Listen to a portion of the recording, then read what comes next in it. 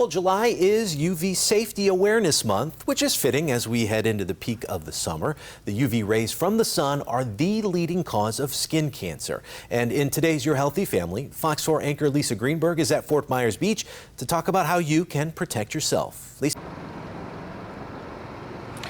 Yeah, so it was a rainy start out here on Fort Myers Beach, and I'm thinking, of course, I picked the one rainy morning to be out here to talk about UV safety, but the sun is finally coming up, and it made way for this beautiful rainbow out here on Fort Myers Beach. So I guess I can't complain this morning. And as the sun finally does start to come out, we need to talk about ways we can protect ourselves from those harmful UV rays. So I've got my Fort Myers Beach Strong UV shirt on. I can rock a hat, of course, as well to keep my face protected. But right now we want to focus on sunscreen and what types of sunscreen you can wear. Is this the right one? This is SPF 30 right here. It's a mineral sunscreen. This is what a dermatologist I spoke to says is best when it comes to sun protection. I asked him a few other questions about ways to protect ourselves as well. Take a listen.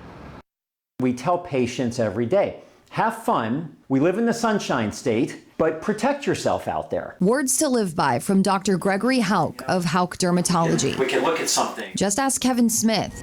He's a photographer at Fox 4 who, at 61 years old, has already had 9 skin cancer procedures. I used to surf all the time, and when you're waiting for waves, you're on your belly. That's how he ended up with melanoma, the most deadly skin cancer, on the back of his leg. I tell any kid, gotta lather up with the sunscreen, because in the long run, it's going to save you. Dr. Hauck says that's the best prevention, and he recommends mineral-based, or what's called physical sunscreen. Those have ingredients called either zinc oxide or titanium dioxide.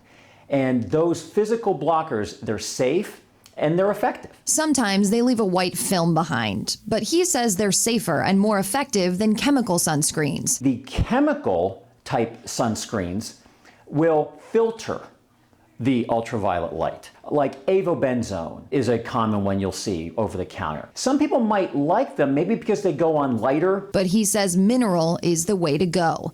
And what about SPF, or sun protection factor? Anywhere from 30 minimum to 50, I think, is adequate. He says anything over 50 isn't necessarily going to give you more protection. And the key is to reapply and reapply often. Especially if you're active. If you're in the water, if you're sweating, maybe every 2 hours. And don't forget to use it everywhere that sees the sun. Don't forget about your ears. Don't forget about your nose. Another common area, the lips, especially the lower lip, can accumulate a lot of sun damage over time.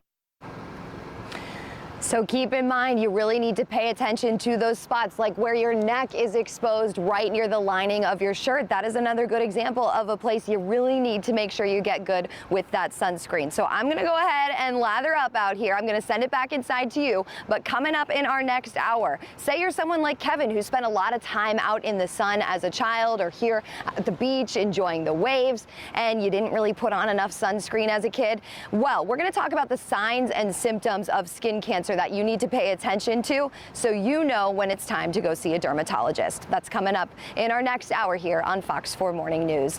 Live on Fort Myers Beach, I'm Lisa Greenberg.